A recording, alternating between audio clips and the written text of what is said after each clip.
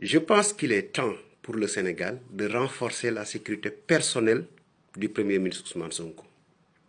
Ousmane Sonko n'est plus une personnalité politique qui dérange ses adversaires sénégalais. Non. Il est devenu le symbole dans ce XXIe siècle de la lutte contre l'impérialisme, de la lutte contre le néocolonialisme, de la lutte contre la France-Afrique. Et vous savez que quand vous luttez contre ces trois éléments-là, vous êtes une cible à abattre, par A ou par B. Parce que ces gens-là que vous avez en face, c'est des gens qui sont capables de tout, ils sont prêts à tout aussi pour garder leurs privilèges et pour garder leur mainmise sur le continent africain.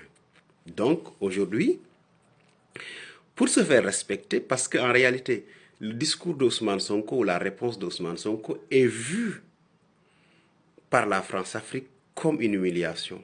Et ils ont besoin actuellement de se venger en coupant une tête, c'est-à-dire en frappant fort pour faire peur aux autres et les imposer de rester sur les rangs. Ce qui fait qu'aujourd'hui, moi je pense personnellement que Ousmane Sonko doit être sursécurisé. Parce qu'il dérange. Il dérange et au Sénégal, il dérange et à l'international. Parce qu'aujourd'hui, quand on parle de l'impérialisme, souvent les gens pensent aux Occidentaux. Mais en réalité, ces Occidentaux-là ne viennent pas comme ça en Afrique s'installer. Ils ont souvent des collabos, des complices qui les donnent des marchés gratuitement ou bien qui les donnent des marchés de la manière la plus catastrophique pour l'économie du pays d'accueil. Après, ils servent de bras armés pour combattre toute velléité d'indépendance ou bien de souveraineté. Ce qui fait aujourd'hui que vous avez vu, après sa déclaration, vous ne pouvez pas me dire dans un pays au monde où, en Afrique je dirais, où un opposant en parlait. Les opposants, c'est pourquoi je n'ai pas confiance à ces opposants africains-là. Pour la plupart, c'est des traîtres. Que ce soit au Mali, vous n'avez pas entendu de déclaration pour magnifier. Au Sénégal, on n'en parle pas. Pourtant, au Sénégal, on a des opposants d'envergure, internationalement reconnus.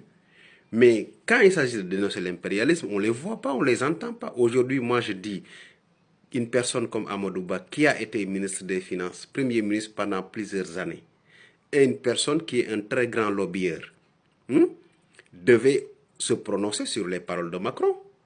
Mais non. La seule personne qu'on a entendu parler, c'est Abdoul Mbaye, qui n'est pas d'ailleurs légitime pour s'attaquer à Ousmane Sonko, étant donné qu'il a deux patries, une patrie qui est la France et une patrie qui est le Sénégal. Donc lui, c'est un nini. Il est ni sénégalais ni français en réalité. Donc, aujourd'hui, l'État du Sénégal doit investir, renforcer la sécurité de Ousmane Sonko. Parce que c'est une figure emblématique de la lutte pour la liberté.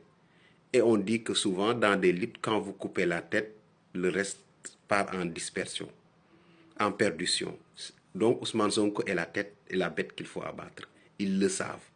Et je pense qu'ils ne vont pas rester bras croisés. Ce qui fait que nous aussi, on ne doit pas rester bras croisés. On doit les attendre de pied ferme, faire de toute sorte que Ousmane Sonko soit inaccessible, de près ou de loin. Ça, c'est une recommandation que je tiens à faire au ministre de l'Intérieur, au chef de l'État, son Excellence Bassirou Diomaye Diakhar Faye. Il faut